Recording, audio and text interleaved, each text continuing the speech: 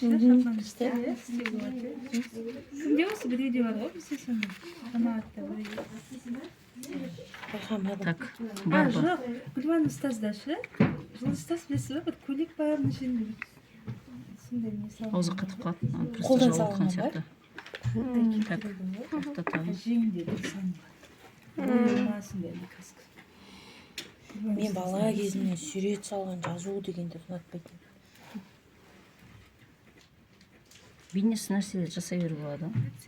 Жоқ, ана, ондай мағынада емес. Краска күшті Білмеймін. екен, Жазу жазсам қиналып, Солай несі бар ма жатыр.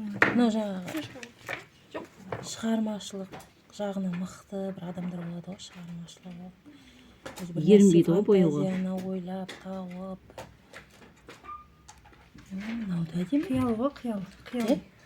Адамның миын успокоить етеді ғой. Біздер баламен үйде алыс отқанда, іші толып отқан әйелдер деп айтады ғой, біздерді. Сондайларға жақсы да мынашы. Балаңыз мешайшы самаса, өзіңіз бір бөлмеге кіріп алып, жайлап істей беріңіз болады. Ұйықтап отқан кезде Успокоить етеді. Ерігіп отырып, мысалы, бір нәрсеңіз, мысалы, тұрасыз да, бір көйлегіңіздің бір жері білініп қалды, мысалы. Соған жайлап істеп жүріңіз болады.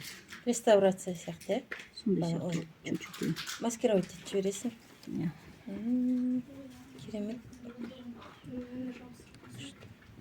Мен негізінде былай шашайтын шама. Былай жағы жүріп болады. Әркімнің өзінің фантазиясымен ше. Негізінде мынаны кисточка менің шама кішкентай болып тұр. Негізінде ше.